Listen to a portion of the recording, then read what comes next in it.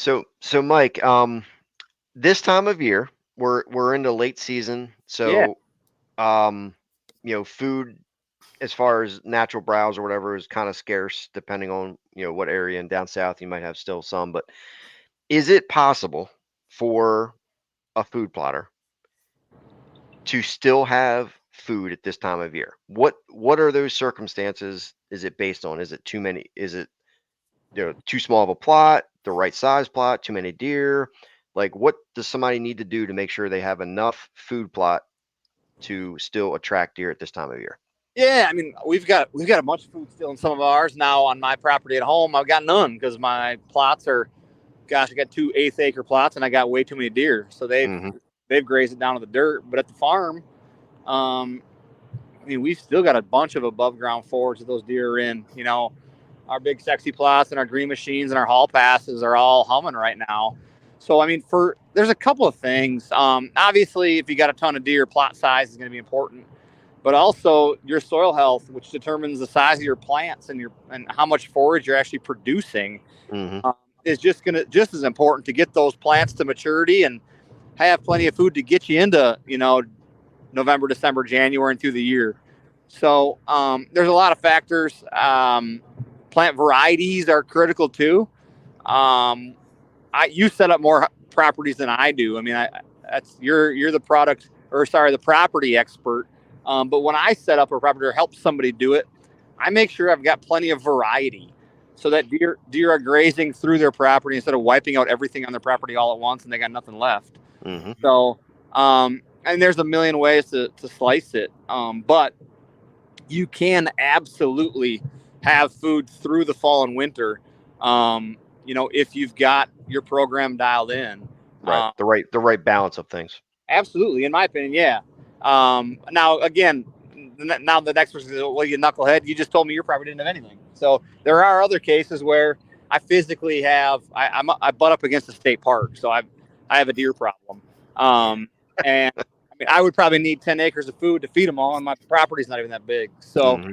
Right. so I know that, right? So it's like, all right, I'm going to focus on plants in my food plots that are going to feed deer in September, October, and into November. And after that, I know I'm going to run out. So I focus my efforts around that. And on our other properties where we've got an abundance or enough, then we plan on. I mean, late season is my favorite time to hunt because all those deer are piling into food plots. Mm. So it's one of those things where oftentimes you'll see it. A customer will start with a half acre, and they'll plant it and have success. And the next year it's 2 acres, and then it's 4. And the more food you have, the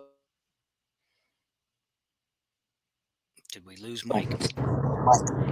Oh, am there I he is. still He's here? back. Yep, you're Yep, here you're now. still there. Yep. I thought we lost That you. was my brother Tim called me. I just X'd Oh, him okay. out. So Okay. Yeah, I was so I so was yeah, I mean, actually.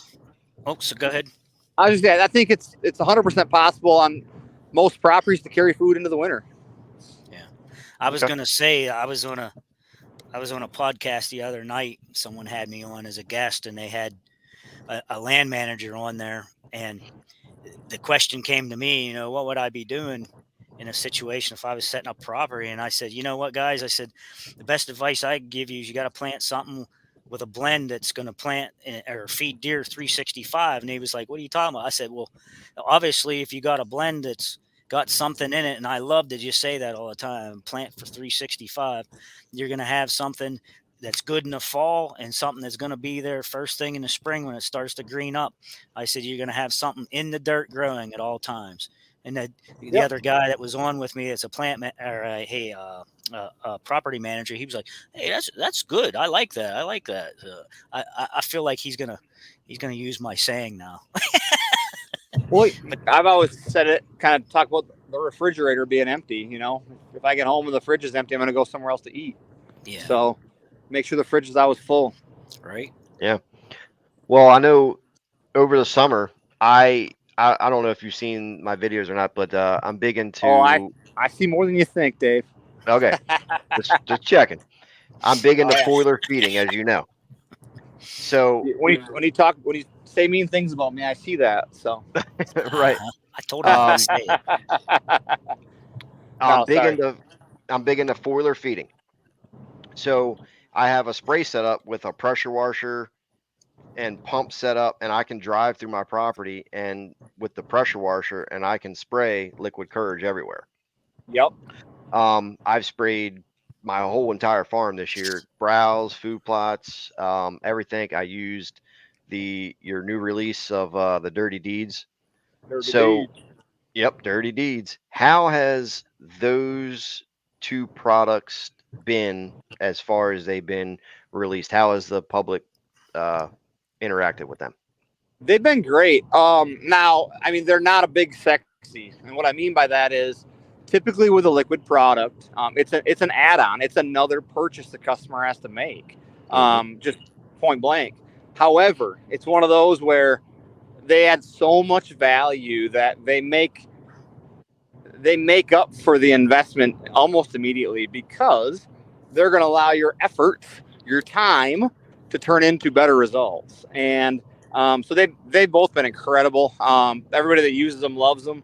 They're fantastic products with 80 years of ag background. I mean, they are a soil conditioner that's going to help the plants grow and absorb more of the nutrients, and then the foliar feed, which is going to be an instant burst of energy, and then allow those plants to soak that in, and you're going to see significant gains by using those. So those are an awesome launch with them this year, and I'm even more excited about next year as more and more people see the value of them and add them to their program. I mean, if you look up humic acid and what it can do for your plants and your soil, just Google it. Dirty Deeds is probably the most valuable product that we have because of what it can do to improve your soil, to then in turn maximize your forage production. And then with the cost of fertilizer where it's at, I mean, liquid courage, 2 acres of fertilizer. So the value is just incredible there, and the way it's applied is so simple too. So those are 2 products that I'm a nerd, so I'm wildly excited about those. And we've got some more liquids down the line that we're working on too. So that's a fun area to just help people produce more food. I mean, that's one way to get more food to winter right there, Dave. Feed them what they need.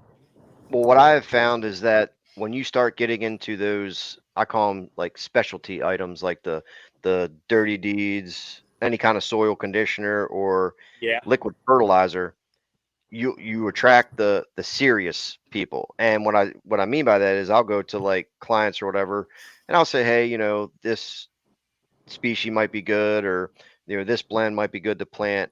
Then I'll say, well, then he said, what can we do more? And I'll say, well, you could start getting into soil conditioners and liquid fertilizers and things. And they'll say, well, do I really need no, you don't need it, but how serious do you want to be?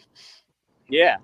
It's funny, like we'll post pictures of some of the farms that we help manage, and people are like, what did they plant that? What's that soil like? Well, it's a couple of years worth of building up that soil. And that's why those plants are so big. And we've got basketball sized turnips. And that's where it comes from, is soil health and making sure those plants have the nutrients they need to maximize their growth. So it's like anything. It's over time, you start with one thing, and 5 years later you've seen the value in it, and now you don't hold anything back.